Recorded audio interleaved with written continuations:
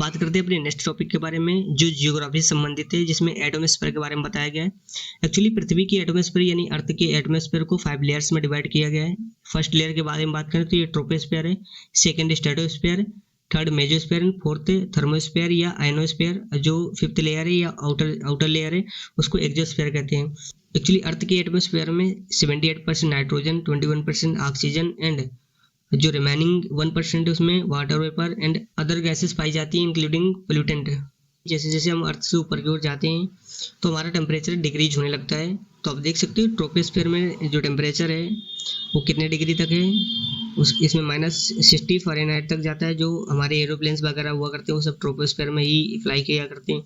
उसके बाद में नेक्स्ट आता है स्ट्रेटोस्फेयर और थर्ड में हम देख सकते हैं मेसोस्फेयर। मेसोस्फेयर में जो मेट्रोस होते हैं, मीटियोर्स, वो बाहर निकल जाते हैं। जो हमारी सैटेलाइट्स वगैरह हुआ करती हैं वो थर्मोस्फेयर में ऑर्बिट करती हैं, तथा जो हमारी स्पेसशिप हुआ करती हैं वो एक्सोस्फेयर में मूव करती हैं।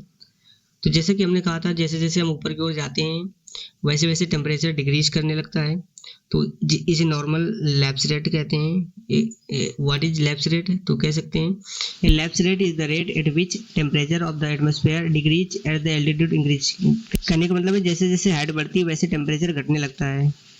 जो हमारी ट्रोपोस्फेयर होती है, जो लेयर का फर्स्ट पार्ट है, यदि ज़मीन से ऊपर की ओर चलें तो इसे लगभग 11 किलोमीटर तक माना जाता है। 80% ऑफ द एटमॉस्फेरिक वेट है जो इसी पर पाया जाता है। ऑल जो स्टॉर्म एक्टिविटीज होती हैं इसी में होती हैं। साथ ही साथ इसमें लैप्स रेट जो होता है लगभग 1000 यानी 1 किलोमीटर में 6.5 सेल्सियस डिग्री तापमान डिक्रीज कर जाता है। जो हमारी सेकेंड लेयर होती है स्ट्रेटोस्फेयर, इसे 11 किलोमीटर के बियॉन्ड 50 किलोमीटर तक माना जाता है। लगभग 20% जो एटमॉस्फेरिक वेट है इसमें होता है। साथ ही साथ इसमें ओजोन लेयर पाई जाती है जो सूर्य से आने वाली अल्ट्रावायलेट रेज से हमको प्रोटेक्ट करती है। अब नेक्स्ट जो हमारी मेसोस्फेयर, इसे 50 से 80 किलोमीटर के बीच माना जाता है। इसमें लगभग तापमान -90 डिग्री सेल्सियस चला जाता है। एक्चुअली उसके बाद में जो हमको मिलती है फोर्थ लेयर वो थर्मोस्फेयर। इसमें हमारा तापमान जो होता है वो बढ़ने लगता है क्योंकि इसमें आयंस पाए जाते हैं। और साथ ही साथ सबसे ध्यान देने वाली बात यह है कि जो आयनोस्फेयर होता है इसी में हमारी सैटेलाइट मूव्स करती हैं, तथा आयनोस्फेयर ही पृथ्वी द्वारा रिलीज रेडियो वेव्स को दोबारा अगेन पृथ्वी पर रिफ्लेक्ट करती है। ये खास बात है।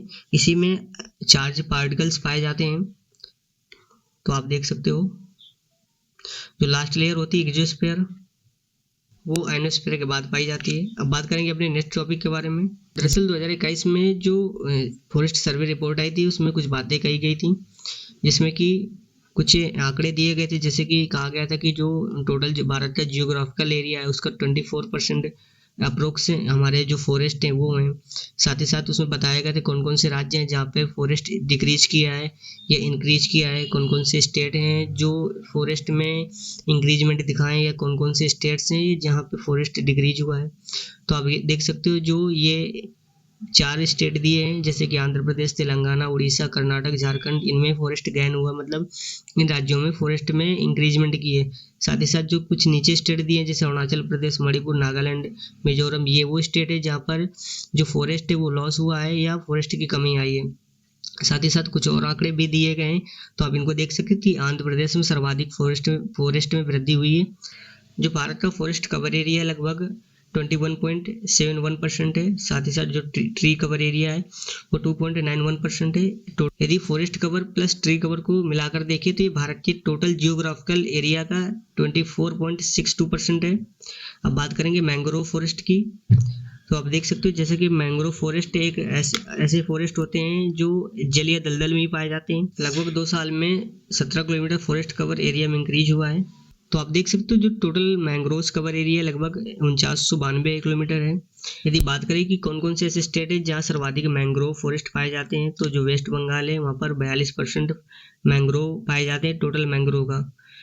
उसके बाद में जो गुजरात है वहाँ 23% मैंग्रोव हैं, तथा उसके बाद जो अंडमान एंड निकोबार आइलैंड है वहाँ पर 12% मैंग्रोव फॉरेस्ट पाए जाते हैं। तो देख सकते हो West Bengal, Gujarat, Andaman and Nicobar, Andhra Pradesh and Maharashtra, यहाँ पर जो मैंग्रोव वन पाए जाते हैं सर्वाधिक मात्रा में पाए जाते हैं। अब कुछ फॉरेस्ट रिलेटेड एक्ट पढ़ेंगे। अब जैसे कि देख सकते हो इंडियन फॉरेस्ट एक्ट 1927 में जो फॉर्म हुई थी, इसने फॉरेस्ट को रिजर्व करने के लिए, कंसोलिडेट करने के लिए कुछ नियम बनाए थे। इस एक्ट के बेसिस पर बात करें तो इसने रिजर्व कर दिया था उन एरियाज को जो जिसमें फॉरेस्ट कवर है या वह एरिया जहाँ सिग्निफिकेंट वाइल्ड लाइफ है। इस एक्ट ने फॉरेस्ट ऑफेंस की डिफिनेशन दी, तो कुछ प्रोविजंस दिए थे इस एक्ट ने जो फॉरेस्ट वायलेशन में अप्लाई होते हैं। उसके बाद में जो प्रोटेक्टेड फॉरेस्ट है या विलेज फॉरेस्ट है उनके लिए कुछ प्रोविजन दिए थे। अब देखेंगे कुछ और एक्ट के बारे में जो फॉरेस्ट से संबंधित हैं या फॉरेस्ट कंजर्वेशन से संबंधित हैं, जैसे कि द फॉरेस्ट कंजर्वेशन एक्ट 1980 तथा फॉरेस्ट कंजर्वेशन रूल्स जो 2003 में आए थे। उसके बाद में कंपनसेटरी अफोर्डेशन फंड 2016 में हुआ था। साथ ही साथ उसके बाद में नेशनल फॉरेस्ट पॉलिसी जो 1988 में फॉर्म हुई थी। तो देख सकते हो फॉरेस्ट को प्रोटेक्ट करने के लिए कुछ लीगल फ्रेमवर्क फॉर्म किए गए या बनाए गए, जैसे कि इंडियन फॉरेस्ट एक्ट 1927 जो हमने अभी बात की है, वाइल्ड लाइफ प्रोटेक्शन है 1972, forest conservation act 1980, forest conservation rules 1981, biological diversity act 2002, biological diversity rules 2004, schedule tribes and other traditional forest dwellers जो लोकल पीपुल्स होते हैं उनके राइट्स 2006।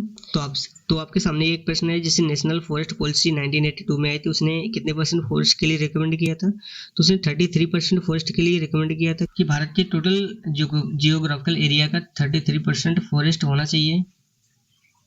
भारत वर्ल्ड का 10th देश है जहाँ सर्वाधिक फॉरेस्ट पाए जाते हैं।